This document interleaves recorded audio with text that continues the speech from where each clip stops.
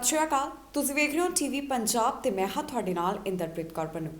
ਖਬਰਾਂ ਦੇ ਇਸ ਬੁਲੇਟਿਨ ਦੇ ਵਿੱਚ ਤੁਹਾਡਾ ਸਵਾਗਤ ਹੈ। ਸਭ ਤੋਂ ਪਹਿਲਾਂ ਝਾਤ ਮਾਰਦੇ ਹਾਂ ਅੱਜ ਦੀਆਂ ਚੋਣਵੀਆਂ ਖਬਰਾਂ ਦੇ ਉੱਪਰ। ਕੈਲਗਰੀ ਪੁਲਿਸ ਨੇ ਪ੍ਰੋਟੈਸਟਰਸ ਨੂੰ ਦਿੱਤੀਆਂ ਟਿਕਟਾਂ, ਪੁਲਿਸ ਦੇ ਉੱਪਰ ਡਬਲ ਸਟੈਂਡਰਡਸ ਦੇ ਲੱਗੇ ਦੋਸ਼। ਕੈਨੇਡਾ ਦੇ ਵਿੱਚ ਕੋਵਿਡ-19 ਅਪਡੇਟ, ਦੱਸਾਂਗੇ ਕਿੱਥੋਂ ਆਏ ਕਿੰਨੇ ਮਾਮਲੇ ਸਾਹਮਣੇ। ਅਮਰੀਕਾ ਦੇ ਲੋਕ ਫਿਰ ਆਏ ਕਿਸਾਨਾਂ ਦੇ ਹੱਕ ਦੇ ਵਿੱਚ, ਸੈਕਰਾਮੈਂਟੋ ਤੋਂ ਕੱਢੀ ਗਈ ਵਿਸ਼ਾਲ ਕਾਰ ਰੈਲੀ। ਮੈਨੀਟੋਬਾ ਨੇ ਐਲਾਨਿਆ ਸਭ ਤੋਂ ਵੱਡਾ ਨਵਾਂ ਡਰਾਅ, 419 ਉਮੀਦਵਾਰਾਂ ਨੂੰ ਮਿਲਿਆ ਸੱਦਾ। ਨਿਊ ਬਰਨਸਵਿਕ ਦੇ ਵਿੱਚ ਲੱਗਿਆ ਕਰੋਨਾ ਟੀਕਾ, 84 ਸਾਲ ਦੀ ਔਰਤ ਨੂੰ ਲਗਾਇਆ ਗਿਆ ਵੈਕਸੀਨ। ਪ੍ਰੋਟੈਸਟ ਕਰਨ ਵਾਲਿਆਂ ਨੂੰ ਕੈਲਗਰੀ ਪੁਲਿਸ ਵੱਲੋਂ ਟਿਕਟਾਂ ਜਾਰੀ ਕੀਤੀਆਂ ਗਈਆਂ ਨੇ। ਅਜਿਹੇ ਦੇ ਵਿੱਚ ਕੈਲਗਰੀ ਪੁਲਿਸ ਦੇ ਉੱਪਰ ਡਬਲ ਸਟੈਂਡਰਡ ਦੇ ਇਲਜ਼ਾਮ ਲੱਗਦੇ ਦਿਖਾਈ ਦੇ ਰਹੇ ਨੇ। ਦਰਅਸਲ ਸਟੀਵਨ ਟੂਰ ਵੱਲੋਂ ਇਸ ਦੇ ਨਾਲ ਸੰਬੰਧਿਤ ਜਾਣਕਾਰੀ ਸਾਂਝੀ ਕੀਤੀ ਗਈ, ਕਿਉਂਕਿ ਇਸ ਦੌਰਾਨ ਉਹਨਾਂ ਨੇ ਵੀ ਪ੍ਰਦਰਸ਼ਨ ਦੇ ਵਿੱਚ ਹਿੱਸਾ ਲਿਆ ਸੀ ਜੋ ਕੈਲਗਰੀ ਦੇ ਵਿੱਚ ਕੀਤਾ ਗਿਆ। ਕਿਸਾਨਾਂ ਦੇ ਹੱਕ ਦੇ ਵਿੱਚ ਕਾਰ ਰੈਲੀ ਕੱਢੀ ਗਈ ਸੀ। ਸੋ ਉਹਨਾਂ ਨੇ ਜਾਣਕਾਰੀ ਦਿੰਦਿਆਂ ਦੱਸਿਆ ਕਿ ਪ੍ਰੋਟੈਸਟ ਤੋਂ 3 ਦਿਨ ਬਾਅਦ ਉਹਨਾਂ ਨੂੰ ਟਿਕਟ ਜਾਰੀ ਹੁੰਦੀ ਹੈ, ਉਹਨਾਂ ਨੂੰ ਫਾਈਨ ਲਗਾਇਆ ਜਾਂਦਾ ਹੈ, ਜਦਕਿ ਉਹਨਾਂ ਵੱਲੋਂ ਜੋ ਨਿਯਮ ਕੋਵਿਡ-19 ਦੇ ਉਹਨਾਂ ਦੀ ਕੋਈ ਵੀ ਉਲੰਘਣਾ ਨਹੀਂ ਕੀਤੀ ਗਈ। ਉਧਰ ਕੈਲਗਰੀ ਪੁਲਿਸ ਵੱਲੋਂ ਆਪਣਾ ਪੱਖ ਰੱਖਿਆ ਗਿਆ ਹੈ। ਪੂਰੀ ਜਾਣਕਾਰੀ ਤੁਹਾਨੂੰ ਦੇਵਾਂਗੇ ਇਸ ਖਬਰ ਦੇ ਵਿੱਚ। ਕੈਲਗਰੀ ਦੇ ਵਿੱਚ ਪ੍ਰੋਟੈਸਟ ਕਰ ਰਹੇ ਸਾਊਥ ਏਸ਼ੀਅਨਸ ਨੂੰ ਕੈਲਗਰੀ ਪੁਲਿਸ ਵੱਲੋਂ ਟਿਕਟਸ ਦਿੱਤੀਆਂ ਗਈਆਂ ਹਨ। ਇਸ ਦੌਰਾਨ ਪ੍ਰਦਰਸ਼ਨ ਕਰਨ ਵਾਲਿਆਂ ਨੇ ਕਿਹਾ ਕਿ ਉਹ ਡਬਲ ਸਟੈਂਡਰਡਸ ਦਾ ਸ਼ਿਕਾਰ ਹੋ ਰਹੇ ਹਨ। ਦੱਸ ਦਈਏ ਕਿ 6 ਦਸੰਬਰ ਨੂੰ 12 ਵਜੇ ਤੋਂ 4 ਵਜੇ ਤੱਕ ਕੈਲਗਰੀ ਦੇ ਵਿੱਚ ਕਿਸਾਨਾਂ ਦੇ ਹੱਕ 'ਚ ਰੈਲੀ ਕੱਢੀ ਗਈ ਸੀ। ਇਸ ਤਹਿਤ ਵੱਡੀ ਗਿਣਤੀ ਵਿੱਚ ਕੈਲਗਰੀਅਨਸ ਨੇ ਹਿੱਸਾ ਲਿਆ ਸੀ। ਇਸ ਮੌਕੇ ਸਟੀਵਨ ਟੂਰ ਨੇ ਜਾਣਕਾਰੀ ਦਿੱਤੀ ਹੈ ਕਿ ਮੋਬਾਈਲ ਕੈਲਗਰੀ ਰੈਲੀ ਦਾ ਆਯੋਜਨ ਸਾਊਥ ਏਸ਼ੀਅਨ ਕਮਿਊਨਿਟੀ ਵੱਲੋਂ ਕੀਤਾ ਗਿਆ ਸੀ ਅਤੇ ਇਸ ਦੌਰਾਨ ਪਬਲਿਕ ਹੈਲਥ ਆਰਡਰਸ ਨੂੰ ਧਿਆਨ ਦੇ ਵਿੱਚ ਰੱਖਿਆ ਗਿਆ ਸੀ। ਟੂਰ ਨੇ ਦੱਸਿਆ ਕਿ ਉਹ ਆਪਣੇ ਪਰਿਵਾਰ ਵਾਲਿਆਂ ਦੇ ਨਾਲ ਇੱਕ ਕਾਰ ਦੇ ਰਾਹੀਂ ਇਸ ਰੈਲੀ ਦੇ ਵਿੱਚ ਸ਼ਾਮਲ ਹੋਏ ਅਤੇ ਇਸ ਦੌਰਾਨ ਨਿਯਮਾਂ ਦਾ ਪਾਲਣ ਕੀਤਾ ਗਿਆ। ਇਸ ਰੈਲੀ ਦੇ 3 ਦਿਨ ਬਾਅਦ ਟੂਰ ਦੇ ਪਰਿਵਾਰ ਨੂੰ $567 ਦੀ ਟਿਕਟ ਮੇਲ ਰਾਹੀਂ ਮਿਲੀ। ਟਿਕਟ ਦੇ ਵਿੱਚ ਲਿਖਿਆ ਹੋਇਆ ਸੀ ਕਿ ਕਾਰ ਦੇ ਵਿੱਚੋਂ ਸਾਈਨ ਦਿਖਾ ਕੇ ਉਲੰਘਣ ਕੀਤਾ ਜਾ ਰਿਹਾ ਸੀ। ਅਲਬਰਟਾ ਦੇ ਟ੍ਰੈਫਿਕ ਸੇਫਟੀ ਐਕਟ ਦੇ ਅਧੀਨ ਹਾਈਵੇ ਦੇ ਉੱਪਰ ਕੋਈ ਸਟੰਟ ਨਹੀਂ ਕੀਤਾ ਜਾ ਸਕਦਾ ਅਤੇ ਨਾ ਹੀ ਅਜਿਹੀ ਕੋਈ ਗਤੀਵਿਧੀ ਐਕਟੀਵਿਟੀ ਕੀਤੀ ਜਾ ਸਕਦੀ ਹੈ ਜਿਸ ਦੇ ਨਾਲ ਬਾਕੀ ਗੱਡੀਆਂ ਚਲਾਉਣ ਵਾਲਿਆਂ ਦਾ ਧਿਆਨ ਭਟਕੇ। ਟ੍ਰੈਫਿਕ ਨਿਯਮਾਂ ਦਾ ਉਲੰਘਣ ਦੱਸ ਕੇ ਟਿਕਟਾਂ ਦਿੱਤੀਆਂ ਜਾ ਰਹੀਆਂ ਹਨ। ਟੂਰ ਨੇ ਇਸ ਮੌਕੇ ਦੇ ਉੱਪਰ ਐਂਟੀ ਮਾਸਕ ਰੈਲੀ ਦਾ ਜ਼ਿਕਰ ਕੀਤਾ। ਉਨ੍ਹਾਂ ਕਿਹਾ ਕਿ ਉੱਥੇ ਕੋਵਿਡ-19 ਗਾਈਡਲਾਈਨਸ ਦਾ ਉਲੰਘਣ ਹੁੰਦਾ ਹੈ ਤਾਂ ਕੋਈ ਐਕਸ਼ਨ ਨਹੀਂ ਲਿਆ ਗਿਆ ਤੇ ਇਸ ਰੈਲੀ ਦੇ ਵਿੱਚ ਤਾਂ ਫਿਜ਼ੀਕਲ ਡਿਸਟੈਂਸਿੰਗ ਵਰਗੇ ਸਾਰੇ ਨਿਯਮਾਂ ਦੀ ਪਾਲਣਾ ਕੀਤੀ ਗਈ ਸੀ। ਟੂਰ ਨੇ ਅੱਗੇ ਦੱਸਿਆ ਕਿ ਇਸ ਰੈਲੀ ਦਾ ਆਵਾਜਾਈ ਦੇ ਉੱਪਰ ਵੀ ਕੋਈ ਪ੍ਰਭਾਵ ਨਹੀਂ ਪਿਆ। ਪ੍ਰਧਾਨ ਮੰਤਰੀ ਜਸਟਿਨ ਟਰੂਡੋ ਅਤੇ ਪ੍ਰੀਮੀਅਰ ਜੇਸਨ ਕੈਨੀ ਵੀ ਕਿਸਾਨਾਂ ਦੇ ਸਮਰਥਨ ਦੇ ਵਿੱਚ ਆਏ ਸਨ ਅਤੇ ਰੈਲੀ ਨੂੰ ਟੂਰ ਨੇ ਪੀਸਫੁਲੀ ਜਾਣੀ ਕਿ ਸ਼ਾਂਤਮਈ ਦੱਸਿਆ। ਜਾਣਕਾਰੀ ਮੁਤਾਬਕ 40 ਟਿਕਟਸ ਮਾਸਕ ਨਾ ਪਾਉਣ ਕਾਰਨ ਜਾਰੀ ਕੀਤੀਆਂ ਗਈਆਂ ਅਤੇ 25 ਟਿਕਟਸ ਪਬਲਿਕ ਹੈਲਥ ਅਧੀਨ ਜਾਰੀ ਕੀਤੀਆਂ ਗਈਆਂ ਹਨ। ਮੈਨੀਟੋਬਾ ਦੇ ਵਿੱਚ ਨਵਾਂ ਡਰਾਅ ਐਲਾਨਿਆ ਗਿਆ ਹੈ। ਦੱਸ ਦਈਏ ਕਿ ਮੈਨੀਟੋਬਾ ਦਾ ਇਹ ਨਵਾਂ ਡਰਾਅ ਇਸ ਸਾਲ ਦਾ ਸਭ ਤੋਂ ਵੱਡਾ ਡਰਾਅ ਹੈ, ਜਿਸ ਦੇ ਅਧੀਨ 419 ਉਮੀਦਵਾਰਾਂ ਨੂੰ ਸੱਦਾ ਦਿੱਤਾ ਗਿਆ। ਮੈਨੀਟੋਬਾ ਦੇ ਵਿੱਚ ਇਸ ਸਾਲ ਦਾ ਸਭ ਤੋਂ ਵੱਡਾ ਡਰਾਅ ਕੱਢਿਆ ਗਿਆ। ਇਸ ਅਧੀਨ 419 ਉਮੀਦਵਾਰਾਂ ਨੂੰ ਸੱਦਾ ਦਿੱਤਾ ਗਿਆ। ਇਸ ਸਾਲ ਦੇ ਮੈਨੀਟੋਬਾ ਪ੍ਰੋਵਿੰਸ਼ੀਅਲ ਨੋਮੀਨੀ ਪ੍ਰੋਗਰਾਮ ਦੇ ਅਧੀਨ ਸਭ ਤੋਂ ਵੱਧ ਇਮੀਗ੍ਰੈਂਟਸ ਨੂੰ ਇਨਵੀਟੇਸ਼ਨ ਦਿੱਤੇ ਗਏ। ਇਹਨਾਂ 419 ਇਨਵਾਈਟਸ ਦੇ ਵਿੱਚੋਂ 37 ਐਕਸਪ੍ਰੈਸ ਐਂਟਰੀ ਕੈਂਡੀਡੇਟਸ ਨੂੰ ਦਿੱਤੇ ਗਏ। ਐਨਪੀ ਨੇ ਕਿਹਾ ਕਿ ਜਿਨ੍ਹਾਂ ਕੈਂਡੀਡੇਟਸ ਦੇ ਕੋਲ ਯੋਗ ਆਈਡੀ ਨਹੀਂ ਹੋਵੇਗੀ ਉਹਨਾਂ ਨੂੰ ਰਿਫਿਊਜ਼ ਕੀਤਾ ਜਾਵੇਗਾ। ਇਸ ਅਧੀਨ ਐਨਪੀ ਵੱਲੋਂ ਸਕਿਲਡ ਵਰਕਰ ਓਵਰਸੀਜ਼ ਨੂੰ ਕੰਸੀਡਰ ਕੀਤਾ ਜਾਂਦਾ ਹੈ। ਅਜਿਹੇ ਕੁਝ ਰੀਜ਼ਨਸ ਹੁੰਦੇ ਹਨ ਜਿਸ ਕਾਰਨ ਜੋ ਜ਼ਿਆਦਾ ਸਕੋਰ ਕਰਦੇ ਹਨ ਉਹਨਾਂ ਉਮੀਦਵਾਰਾਂ ਨੂੰ ਵੀ LAA ਨਹੀਂ ਮਿਲਦੀ। ਜੋ ਉਮੀਦਵਾਰ ਰੈਗੂਲੇਟਡ ਕੰਮ ਕਰਦੇ ਹਨ ਉਹਨਾਂ ਨੂੰ ਇਸ ਡਰਾਅ ਦੇ ਵਿੱਚ ਇਨਵਾਈਟ ਕੀਤਾ ਜਾਂਦਾ ਹੈ, ਯਾਨੀ ਕਿ ਇਸ ਦੇ ਅਧੀਨ ਉਹਨਾਂ ਨੂੰ ਸੱਦਾ ਦਿੱਤਾ ਜਾਂਦਾ ਹੈ ਤੇ ਜੋ ਨਹੀਂ ਕਰਦੇ ਉਹਨਾਂ ਨੂੰ ਰਿਫਿਊਜ਼ ਕੀਤਾ ਜਾਂਦਾ ਹੈ। ਦਸੰਬਰ 17 ਨੂੰ ਕੱਢੇ ਗਏ ਨਵੇਂ ਡਰਾਅ ਤੋਂ ਬਾਅਦ ਹੁਣ ਤੱਕ 4888 ਨੂੰ LAA ਦਿੱਤੇ ਜਾ ਚੁੱਕੇ ਹਨ। 1000 ਪੁਆਇੰਟਸ ਦੇ ਵਿੱਚੋਂ ਉਮੀਦਵਾਰਾਂ ਨੂੰ ਰੈਂਕ ਕੀਤਾ ਜਾਂਦਾ ਹੈ। ਇਹ ਅੰਕ ਭਾਸ਼ਾ, ਪੜ੍ਹਾਈ, ਕੰਮ ਦੇ ਤਜਰਬੇ ਅਧੀਨ ਦਿੱਤੇ ਜਾਂਦੇ ਹਨ ਤੇ ਇਸ ਸਾਲ ਜੋ ਮੈਨੀਟੋਬਾ ਦੇ ਵਿੱਚ ਇਹ ਡਰਾਅ ਕੱਢਿਆ ਗਿਆ ਹੈ ਇਸ ਸਾਲ ਦਾ ਸਭ ਤੋਂ ਵੱਡਾ ਡਰਾਅ ਹੈ, ਜਿਸ ਦੇ ਅਧੀਨ 419 ਉਮੀਦਵਾਰਾਂ ਨੂੰ ਇਨਵੀਟੇਸ਼ਨ ਮਿਲੇ। ਭਾਰਤ ਦੇ ਕਿਸਾਨ ਦਿੱਲੀ ਧਰਨੇ ਦੇ ਵਿੱਚ ਜਾ ਕੇ ਆਪਣੇ ਹੱਕਾਂ ਦੀ ਲੜਾਈ ਲੜ ਰਹੇ ਨੇ ਤੇ ਦੂਜੇ ਪਾਸੇ ਇਸ ਦੀ ਗੂੰਜ ਵਿਦੇਸ਼ਾਂ ਦੀ ਧਰਤੀ ਦੇ ਉੱਪਰ ਵੀ ਲਗਾਤਾਰ ਦੇਖਣ ਨੂੰ ਮਿਲ ਰਹੀ ਹੈ। ਅੱਜ ਅਮਰੀਕਾ ਦੇ ਸੈਕਰਾਮੈਂਟੋ ਦੇ ਵਿੱਚ ਇੱਕ ਵਿਸ਼ਾਲ ਕਾਰ ਟਰੱਕ ਰੈਲੀ ਕੱਢੀ ਗਈ, ਜਿਸ ਵਿੱਚ ਹਜ਼ਾਰਾਂ ਦੀ ਗਿਣਤੀ ਵਿੱਚ ਵੱਡੀ ਗਿਣਤੀ ਵਿੱਚ ਲੋਕਾਂ ਨੇ ਹਿੱਸਾ ਲਿਆ। ਜੋ ਸ਼ਾਮਿਲ ਹੋਏ ਇਸ ਦੇ ਵਿੱਚ ਉਹਨਾਂ ਨੂੰ ਖਾਸ ਤੌਰ ਦੇ ਉੱਪਰ ਅਪੀਲ ਕੀਤੀ ਗਈ ਸੀ ਕਿ ਕੋਵਿਡ-19 ਦੇ ਨਿਯਮਾਂ ਦੀ ਉਲੰਘਣਾ ਨਾ ਕੀਤੀ ਜਾਵੇ, ਜਾਣੀ ਕਿ ਮਾਸਕ ਪਾਉਣਾ ਲਾਜ਼ਮੀ ਕੀਤਾ ਗਿਆ ਸੀ। ਨਾਲ ਹੀ ਕਿਹਾ ਗਿਆ ਸੀ ਕਿ ਜੋ ਵਾਹਨਾਂ ਰਾਹੀਂ ਲੋਕ ਇਸ ਰੈਲੀ ਦੇ ਵਿੱਚ ਸ਼ਾਮਿਲ ਹੋਣਗੇ ਉਹ ਆਪਣੀਆਂ ਗੱਡੀਆਂ ਦੇ ਵਿੱਚੋਂ ਬਾਹਰ ਨਾ ਆਉਣ। ਸੋ ਦਿਖਾਉਂਦੇ ਹਾਂ ਇਸ ਦੀਆਂ ਕੁਝ ਝਲਕੀਆਂ ਤੇ ਦੱਸਦੇ ਹਾਂ ਤੁਹਾਨੂੰ ਪੂਰੀ ਖਬਰ। ਕਿਸਾਨ ਅੰਦੋਲਨ ਭਾਰਤ ਤੱਕ ਹੀ ਸੀਮਤ ਨਹੀਂ ਰਿਹਾ, ਬਲਕਿ ਇਸ ਦੀ ਗੂੰਜ ਲਗਾਤਾਰ ਵਿਦੇਸ਼ਾਂ ਦੇ ਵਿੱਚ ਵੀ ਸੁਣਾਈ ਦੇ ਰਹੀ ਹੈ। ਇਸ ਦੇ ਚੱਲਦਿਆਂ ਸੈਕਰਾਮੈਂਟੋ ਦੇ ਵਿੱਚ ਵੀ ਅੱਜ ਕਾਰ ਰੈਲੀ ਅਤੇ ਟਰੱਕ ਰੈਲੀ ਕੱਢੀ ਗਈ। ਇਸ ਰੈਲੀ ਦੇ 6 ਮੀਟਅਪ ਏਰੀਆ ਸਨ। ਵੱਡੀ ਗਿਣਤੀ ਦੇ ਵਿੱਚ ਲੋਕ ਆਪਣੇ ਵਾਹਨਾਂ ਰਾਹੀਂ ਇਸ ਦੇ ਵਿੱਚ ਸ਼ਾਮਿਲ ਹੋਏ। ਦੱਸ ਦਈਏ ਕਿ ਇਸ ਮੌਕੇ ਕੋਵਿਡ-19 ਗਾਈਡਲਾਈਨਸ ਨੂੰ ਮੰਨਣ ਦੇ ਉੱਪਰ ਖਾਸ ਜ਼ੋਰ ਦਿੱਤਾ ਗਿਆ। ਇਸ ਰੈਲੀ ਦੇ ਵਿੱਚ ਸ਼ਾਮਿਲ ਹੋਣ ਵਾਲਿਆਂ ਨੂੰ ਕਿਹਾ ਗਿਆ ਕਿ ਮਾਸਕ ਜ਼ਰੂਰ ਪਹਿਨਣ ਅਤੇ ਆਪਣੀਆਂ ਗੱਡੀਆਂ ਦੇ ਵਿੱਚੋਂ ਬਾਹਰ ਨਾ ਆਉਣ। ਦੱਸ ਦਈਏ ਕਿ ਚਾਹੇ ਅਮਰੀਕਾ ਹੋਵੇ, ਚਾਹੇ ਕੈਨੇਡਾ ਤੇ ਚਾਹੇ ਯੂਕੇ, ਲਗਾਤਾਰ ਉੱਥੇ ਕਿਸਾਨਾਂ ਦੇ ਹੱਕ ਦੇ ਵਿੱਚ ਪ੍ਰੋਟੈਸਟ ਕੀਤੇ ਜਾ ਰਹੇ ਹਨ। ਭਾਰਤ ਦੇ ਕਿਸਾਨ ਦਿੱਲੀ ਧਰਨੇ ਦੇ ਵਿੱਚ ਬੈਠੇ ਹੋਏ ਨੇ ਤੇ ਲਗਾਤਾਰ ਉਹਨਾਂ ਵੱਲੋਂ ਮੰਗ ਕੀਤੀ ਜਾ ਰਹੀ ਹੈ ਕਿ ਜੋ ਭਾਰਤ ਸਰਕਾਰ ਨੇ ਖੇਤੀਬਾੜੀ ਦੇ ਨਾਲ ਸੰਬੰਧਿਤ 3 ਕਾਨੂੰਨ ਲਿਆਂਦੇ ਨੇ ਉਹਨਾਂ ਨੂੰ ਰੱਦ ਕੀਤਾ ਜਾਵੇ। ਲਗਾਤਾਰ ਇਸ ਦੇ ਖਿਲਾਫ ਆਵਾਜ਼ ਬੁਲੰਦ ਕੀਤੀ ਜਾ ਰਹੀ ਹੈ। ਅਜੇ ਤੱਕ ਇਸ ਦਾ ਕੋਈ ਵੀ ਸਿੱਟਾ ਨਹੀਂ ਨਿਕਲਿਆ। ਇਸੇ ਦੇ ਚੱਲਦਿਆਂ ਹੀ ਭਾਰਤ ਤੋਂ ਲੈ ਕੇ ਵਿਦੇਸ਼ਾਂ ਦੀ ਧਰਤੀ ਦੇ ਉੱਪਰ ਵੀ ਲਗਾਤਾਰ ਕਿਸਾਨਾਂ ਦੇ ਹੱਕ ਦੇ ਵਿੱਚ ਆਵਾਜ਼ ਬੁਲੰਦ ਕੀਤੀ ਜਾ ਰਹੀ ਹੈ ਤੇ ਇੱਕੋ ਹੀ ਮੰਗ ਬਰਕਰਾਰ ਹੈ ਕਿ ਇਹਨਾਂ ਖੇਤੀ ਬਿੱਲਾਂ ਨੂੰ ਜੋ ਕਾਨੂੰਨ ਬਣਾ ਦਿੱਤੇ ਗਏ ਨੇ ਉਹਨਾਂ ਨੂੰ ਵਾਪਸ ਲਿਆ ਜਾਵੇ। ਕੈਨੇਡਾ ਅੰਦਰ ਹੁਣ ਤੱਕ 4 ਲੱਖ ਤੋਂ ਜ਼ਿਆਦਾ ਕੋਵਿਡ ਕੇਸ ਸਾਹਮਣੇ ਆ ਚੁੱਕੇ ਹਨ। ਓਨਟਾਰੀਓ 'ਚ ਲਗਾਤਾਰ ਕਈ ਦਿਨਾਂ ਤੋਂ 2000 ਤੋਂ ਜ਼ਿਆਦਾ ਮਾਮਲੇ ਸਾਹਮਣੇ ਆ ਰਹੇ ਨੇ। ਕਿਊਬੈਕ 'ਚ ਲਗਾਤਾਰ ਹਸਪਤਾਲਾਂ 'ਚ ਮਰੀਜ਼ਾਂ ਦੀ ਗਿਣਤੀ ਵਧਦੀ ਜਾ ਰਹੀ ਹੈ। ਕੋਵਿਡ-19 ਦੀ ਕੀ ਸਥਿਤੀ ਹੈ ਮੌਜੂਦਾ ਕੈਨੇਡਾ ਦੇ ਵਿੱਚ, ਜਾਣਕਾਰੀ ਤੁਹਾਡੇ ਨਾਲ ਇਸ ਖਬਰ ਦੇ ਵਿੱਚ ਸਾਂਝੀ ਕਰਾਂਗੇ। ਪੂਰੇ ਮਾਮਲਿਆਂ ਦੀ ਜਾਣਕਾਰੀ ਵੀ ਇਸ ਦੇ ਅਧੀਨ ਤੁਹਾਨੂੰ ਦੇਵਾਂਗੇ। ਪਿਛਲੇ ਕੁਝ ਦਿਨਾਂ ਤੋਂ ਲਗਾਤਾਰ ਓਨਟਾਰੀਓ ਦੇ ਵਿੱਚ 2000 ਤੋਂ ਜ਼ਿਆਦਾ ਮਾਮਲੇ ਰਿਪੋਰਟ ਹੋ ਰਹੇ ਹਨ। ਅਜਿਹੇ ਦੇ ਵਿੱਚ ਬੀਤੇ 24 ਘੰਟਿਆਂ ਦੌਰਾਨ 2300 ਦੇ ਕਰੀਬ ਮਾਮਲੇ ਸਾਹਮਣੇ ਆਏ ਅਤੇ 27 ਲੋਕਾਂ ਦੀ ਇਸ ਵਾਇਰਸ ਕਾਰਨ ਇੱਥੇ ਜਾਨ ਵੀ ਗਈ ਹੈ। ਜਾਣਕਾਰੀ ਮੁਤਾਬਕ 67000 ਦੇ ਕਰੀਬ ਟੈਸਟ ਕੀਤੇ ਗਏ ਹਨ। 665 ਮਾਮਲੇ ਟੋਰਾਂਟੋ ਤੋਂ, 448 ਮਾਮਲੇ ਪੀਲ ਰੀਜਨ ਤੋਂ, 174 ਮਾਮਲੇ ਯਾਰਕ ਰੀਜਨ ਤੋਂ ਤੇ 170 ਦੇ ਕਰੀਬ ਮਾਮਲੇ ਵਿੰਡਸਰ ਐਸੈਕਸ ਤੋਂ ਸਾਹਮਣੇ ਆਏ। ਹਸਪਤਾਲਾਂ ਦੇ ਵਿੱਚ ਮਰੀਜ਼ਾਂ ਦੀ ਗਿਣਤੀ 895 ਹੈ, ਜਿਨ੍ਹਾਂ ਦੇ ਵਿੱਚੋਂ 256 ਇੰਟੈਂਸਿਵ ਕੇਅਰ ਅਧੀਨ ਹਨ ਅਤੇ 146 ਵੈਂਟੀਲੇਟਰ ਦੇ ਉੱਪਰ ਹਨ। ਕਿਊਬੈਕ 'ਚੋਂ 44 ਮੌਤਾਂ ਦੇ ਨਾਲ 2038 ਕੋਵਿਡ ਕੇਸ ਸਾਹਮਣੇ ਆਏ ਹਨ। ਹੈਲਥ ਮਿਨਿਸਟਰ ਵੱਲੋਂ ਜਾਣਕਾਰੀ ਦਿੱਤੀ ਗਈ ਹੈ ਕਿ ਇੱਥੇ 1000 ਤੋਂ ਜ਼ਿਆਦਾ ਮਰੀਜ਼ ਹਸਪਤਾਲ ਦੇ ਵਿੱਚ ਨੇ। 1,74,839 ਕਨਫਰਮਡ ਕੇਸਿਸ ਇੱਥੇ ਹਨ ਅਤੇ ਹੁਣ ਤੱਕ 7,715 ਦੇ ਕਰੀਬ ਲੋਕਾਂ ਦੀ ਜਾਨ ਜਾ ਚੁੱਕੀ ਹੈ। 1,49,245 ਦੇ ਕਰੀਬ ਇੱਥੇ ਰਿਕਵਰਡ ਕੇਸਿਸ ਹਨ।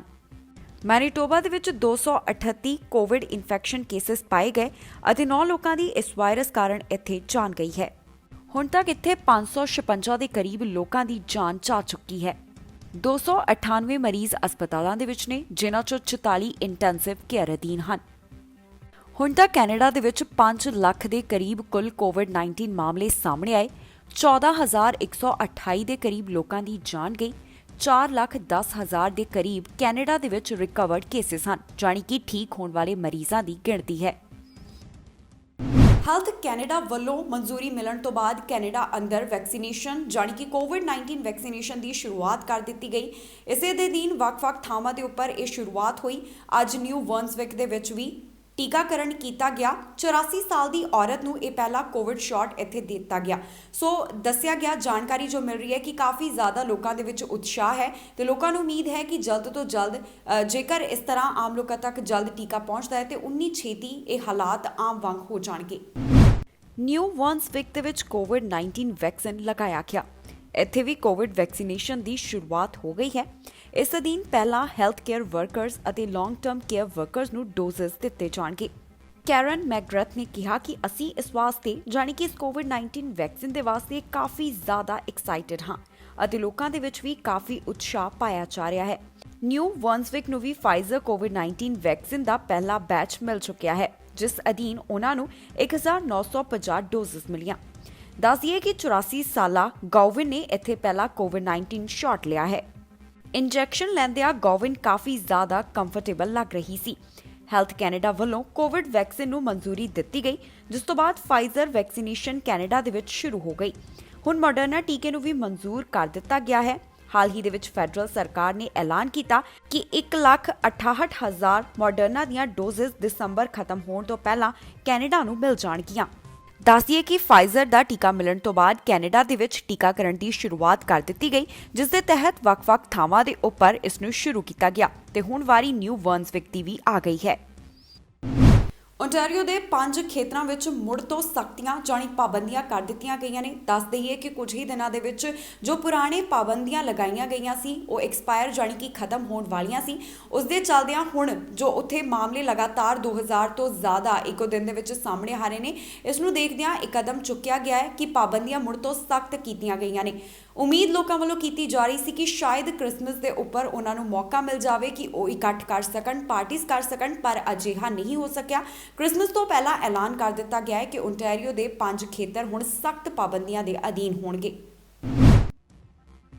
ਓਨਟਾਰੀਓ ਦੇ ਵਿੱਚ ਪਿਛਲੇ ਕੁਝ ਦਿਨਾਂ ਤੋਂ ਲਗਾਤਾਰ 2000 ਤੋਂ ਜ਼ਿਆਦਾ ਮਾਮਲੇ ਸਾਹਮਣੇ ਆ ਰਹੇ ਸਨ। ਅਜਿਹੇ ਦੇ ਵਿੱਚ ਹਸਪੀਟਲ ਐਸੋਸੀਏਸ਼ਨ ਨੇ ਵੀ ਮੰਗ ਕੀਤੀ ਸੀ ਕਿ ਜੇਕਰ ਹਾਲਾਤਾਂ ਨੂੰ ਕਾਬੂ ਦੇ ਵਿੱਚ ਕਰਨਾ ਹੈ ਤਾਂ ਇੱਥੇ ਲਾਕਡਾਊਨ ਲਗਾਇਆ ਜਾਵੇ। ਉਸ ਤੋਂ ਬਾਅਦ ਪ੍ਰੀਮੀਅਰ ਡਗਫੋਰਡ ਵੱਲੋਂ ਇੱਕ ਐਮਰਜੈਂਸੀ ਮੀਟਿੰਗ ਬੁਲਾਈ ਗਈ ਤੇ ਹੁਣ ਫੈਸਲਾ ਸਾਹਮਣੇ ਆਇਆ ਹੈ ਕਿ ਓਨਟਾਰੀਓ ਦੇ 5 ਖੇਤਰਾਂ ਦੇ ਵਿੱਚ ਪਾਬੰਦੀ ਲੱਗ ਗਈ ਹੈ। ਦੱਸੀਏ ਕਿ ਓਨਟਾਰੀਓ ਦੇ ਕਈ ਖੇਤਰਾਂ ਦੇ ਵਿੱਚ ਪਹਿਲਾਂ ਤੋਂ ਹੀ ਪਾਬੰਦੀਆਂ ਲੱਗੀਆਂ ਹੋਈਆਂ ਸਨ, ਪਰ ਲੋਕ ਲਗਾਤਾਰ ਇਸ ਦੀ ਉਲੰਘਣਾ ਕਰਦੇ ਦੇਖੇ ਜਾ ਰਹੇ ਸੀ, ਜਿਸ ਤੋਂ ਬਾਅਦ ਕਰੋਨਾ ਦੇ ਮਾਮਲੇ ਵਧਦੇ ਰਹੇ। ਇਸ ਸਭ ਦੇ ਚੱਲਦਿਆਂ ਹੁਣ ਓਨਟਾਰੀਓ ਦੇ 5 ਖੇਤਰਾਂ ਦੇ ਵਿੱਚ ਕਰੋਨਾ ਦੇ ਕਾਰਨ ਪਾਬੰਦੀਆਂ ਨੂੰ ਹੋਰ ਸਖਤ ਕੀਤਾ ਜਾ ਰਿਹਾ ਹੈ। ਇਸ ਦੇ ਵਿੱਚ ਹੈਮਿਲਟਨ ਵੀ ਸ਼ਾਮਲ ਹੈ, ਕਿਉਂਕਿ ਇੱਥੇ ਕਰੋਨਾ ਦੇ ਮਾਮਲੇ ਲਗਾਤਾਰ ਵਧ ਰਹੇ ਨੇ। ਹੁਣ ਫੈਸਲਾ ਕੀਤਾ ਗਿਆ ਹੈ ਕਿ 4 ਜਨਵਰੀ ਤੱਕ ਲਾਕਡਾਊਨ ਜਾਣੀ ਕਿ ਤਾਲਾਬੰਦੀ ਜਾਰੀ ਰਹੇਗੀ। ਪਹਿਲਾਂ ਇਹਨਾਂ ਖੇਤਰਾਂ ਦੇ ਵਿੱਚ ਜਾਰੀ ਪਾਬੰਦੀਆਂ ਸੋਮਵਾਰ ਨੂੰ ਖਤਮ ਹੋਣ ਜਾ ਰਹੀਆਂ ਸੀ ਤੇ ਹੁਣ ਫਿਰ ਤੋਂ ਸਖਤ ਪਾਬੰਦੀਆਂ ਲਗਾ ਦਿੱਤੀਆਂ ਗਈਆਂ ਨੇ। ਪਹਿਲਾਂ ਲੋਕਾਂ ਨੂੰ ਲੱਗ ਰਿਹਾ ਸੀ ਕਿ ਸ਼ਾਇਦ ਕ੍ਰਿਸਮਸ ਮੌਕੇ ਪਾਰਟੀ ਕਰਨ ਦੀ ਇਜਾਜ਼ਤ ਦੇ ਦਿੱਤੀ ਜਾਵੇਗੀ, ਪਰ ਲਗਾਤਾਰ ਕੋਵਿਡ-19 ਦੇ ਵੱਧ ਮਾਮਲੇ ਦੇਖਦਿਆਂ ਸਰਕਾਰ ਨੇ ਕ੍ਰਿਸਮਸ ਦੇ ਮੌਕੇ ਇਕੱਠ ਦੇ ਉੱਪਰ ਮਨਾਹੀ ਕਰ ਦਿੱਤੀ ਹੈ। ਸਾਰੇ ਗੈਰ ਜ਼ਰੂਰੀ ਕੰਮਾਂ ਵਾਸਤੇ ਦੁਕਾਨਾਂ ਨੂੰ ਬੰਦ ਰੱਖਣ ਦਾ ਫੈਸਲਾ ਲਿਆ ਗਿਆ ਹੈ। ਹੈਮਿਲਟਨ ਦੇ ਵਿੱਚ ਵੀ ਤਾਲਾਬੰਦੀ ਰਹੇਗੀ ਤੇ ਹੁਣ ਇੱਕ ਵਾਰ ਫਿਰ ਤੋਂ ਲੋਕਾਂ ਨੂੰ ਸਖਤ ਪਾਬੰਦੀਆਂ ਦੇ ਅਧੀਨ ਰਹਿਣਾ ਪਵੇਗਾ। ਵਾਈਟ ਹਾਊਸ ਦੇ ਵਿੱਚ ਪਾਰਟੀ ਅਮਰੀਕੀ ਨੂੰ ਇੱਕ ਅਹਿਮ ਜ਼ਿੰਮੇਵਾਰੀ ਦਿੱਤੀ ਗਈ ਹੈ। ਵਾਈਟ ਹਾਊਸ ਦੇ ਵਿੱਚ ਪ੍ਰੈਸ ਸਕੱਤਰ ਉਸ ਨੂੰ ਬਣਾਇਆ ਗਿਆ ਹੈ। ਇਹ ਐਲਾਨ ਜੋ ਬਾਈਡਨ, ਜੋ ਅਮਰੀਕਾ ਦੇ ਨਵੇਂ ਰਾਸ਼ਟਰਪਤੀ ਚੁਣੇ ਗਏ ਨੇ, ਉਹਨਾਂ ਵੱਲੋਂ ਕੀਤਾ ਗਿਆ ਹੈ। ਪਾਰਟੀ ਅਮਰੀਕੀ ਨੂੰ ਵਾਈਟ ਹਾਊਸ ਦੇ ਵਿੱਚ ਇੱਕ ਅਹਿਮ ਜ਼ਿੰਮੇਵਾਰੀ ਦਿੱਤੀ ਗਈ ਹੈ। ਜੀ ਹਾਂ, ਇਸ ਪਾਰਟੀ ਅਮਰੀਕੀ ਨੂੰ ਵਾਈਟ ਹਾਊਸ ਦਾ ਪ੍ਰੈਸ ਸਕੱਤਰ ਬਣਾਇਆ ਗਿਆ ਹੈ। ਇਹ ਜ਼ਿੰਮੇਵਾਰੀ ਜੋ ਬਾਈਡਨ ਵੱਲੋਂ ਦਿੱਤੀ ਗਈ।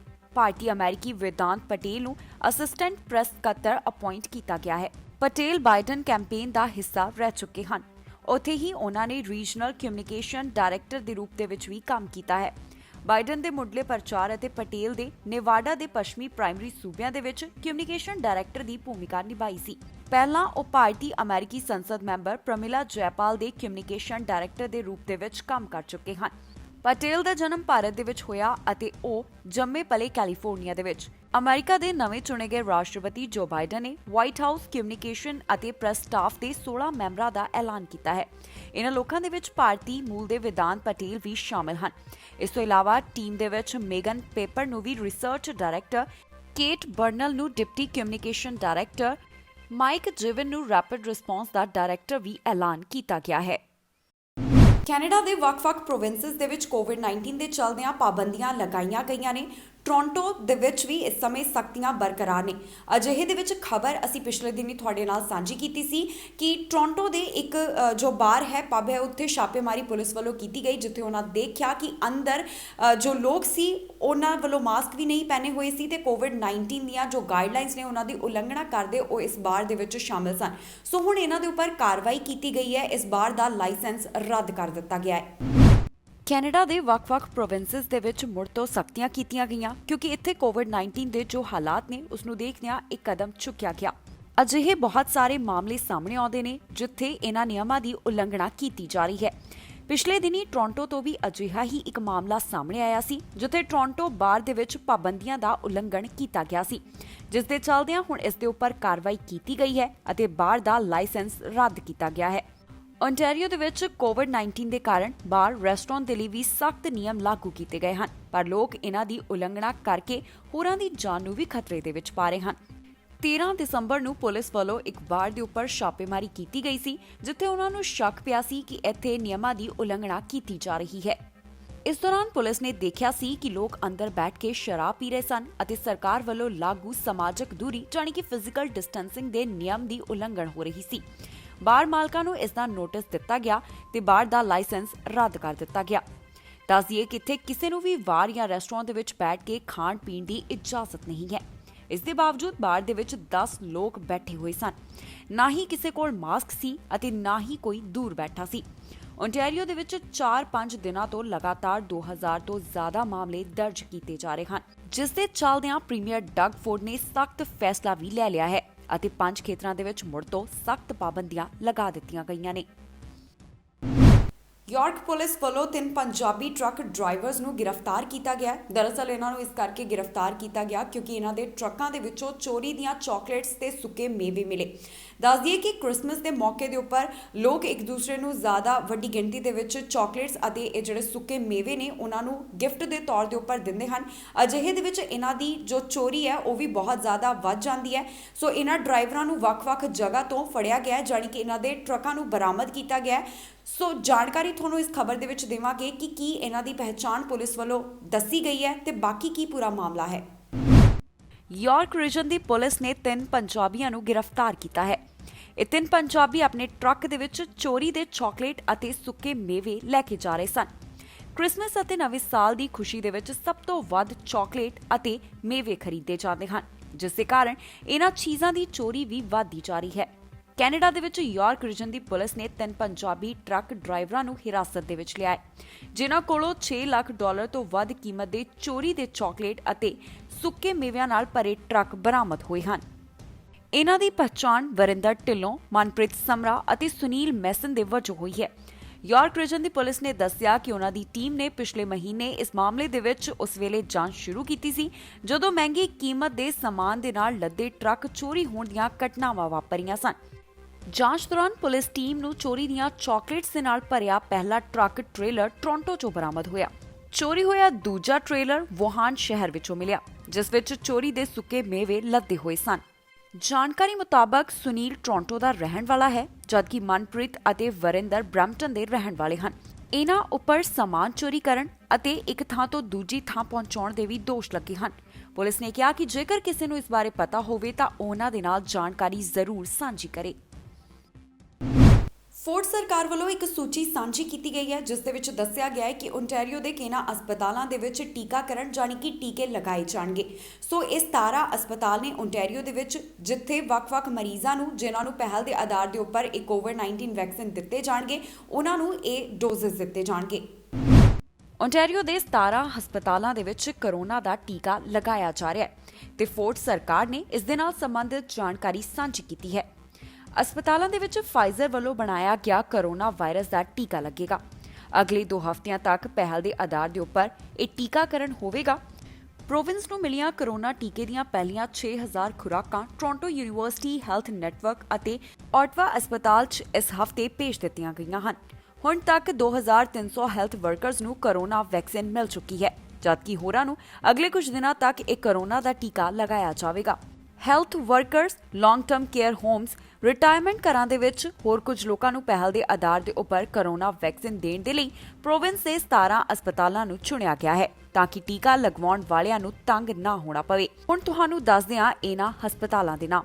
Windsor Regional Hospital, London Health Science Centre, Grand River ਹਸਪਤਾਲ, Halton Health Care, Hamilton Health Sciences, William Osler ਸਿਹਤ System, Trillium Health Partner, Southlake Health Centre ਅਤੇ ਇਸ ਦੇ ਨਾਲ ਹੋਰ ਵੀ ਕਈ ਨਾਮ ਸ਼ਾਮਿਲ ਹਨ। ਪ੍ਰਿੰਸ ਐਡਵਰਡ ਵੱਲੋਂ ਆਪਣੇ ਨਵੇਂ ਡਰਾਅ ਦਾ ਐਲਾਨ ਕੀਤਾ ਗਿਆ ਹੈ। ਇਸ ਡਰਾਅ ਦੇ ਅਧੀਨ 195 ਉਮੀਦਵਾਰਾਂ ਨੂੰ ਜਾਨੀ ਕੈਂਡੀਡੇਟਸ ਨੂੰ ਸੱਦਾ ਦਿੱਤਾ ਗਿਆ ਹੈ। ਪ੍ਰਿੰਸ ਐਡਵਰਡ ਆਇਰਲੈਂਡ ਦੇ ਵਿੱਚ ਨਵੇਂ ਡਰਾਅ ਦਾ ਐਲਾਨ ਕੀਤਾ ਗਿਆ। ਇਸ ਤਹਿਤ 195 ਨੂੰ ਸੱਦਾ ਦਿੱਤਾ ਗਿਆ। 174 ਇਨਵਾਈਟਸ ਐਕਸਪ੍ਰੈਸ ਐਂਟਰੀ ਅਤੇ ਲੇਬਰ ਇੰਪੈਕਟ ਉਮੀਦਵਾਰਾਂ ਨੂੰ ਦਿੱਤੇ ਗਏ। ਪ੍ਰੋਵਿੰਸ਼ੀਅਲ ਨੋਮੀਨੀ ਪ੍ਰੋਗਰਾਮ ਅਧੀਨ ਕੈਨੇਡਾ ਦੀਆਂ ਪ੍ਰੋਵਿੰਸ ਅਤੇ ਟੈਰੀਟਰੀਜ਼ ਉਹਨਾਂ ਇਮੀਗ੍ਰੇਸ਼ਨ ਕੈਂਡੀਡੇਟਸ ਦੀ ਚੋਣ ਕਰਦੀ ਹੈ ਜੋ ਲੇਬਰ ਮਾਰਕੀਟ ਜ਼ਰੂਰਤਾਂ ਨੂੰ ਪੂਰਾ ਕਰਦੇ ਹਨ। ਐਕਸਪ੍ਰੈਸ ਐਂਟਰੀ 3 ਕੈਟੇਗਰੀਜ਼ ਅਧੀਨ ਅਰਜ਼ੀਆਂ ਨੂੰ ਮੈਨੇਜ ਕਰਦੀ ਹੈ।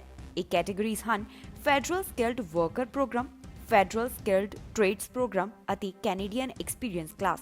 ਯੋਗ ਉਮੀਦਵਾਰਾਂ ਨੂੰ ਉਹਨਾਂ ਦੀ ਉਮਰ, ਕੰਮ ਦੇ ਤਜਰਬੇ, ਪੜ੍ਹਾਈ ਅਤੇ ਭਾਸ਼ਾ ਦੇ ਆਧਾਰ ਦੇ ਉੱਪਰ ਕੰਪਰੀਹੈਂਸਿਵ ਰੈਂਕਿੰਗ ਸਕੋਰ ਦਿੱਤੇ ਜਾਂਦੇ ਹਨ।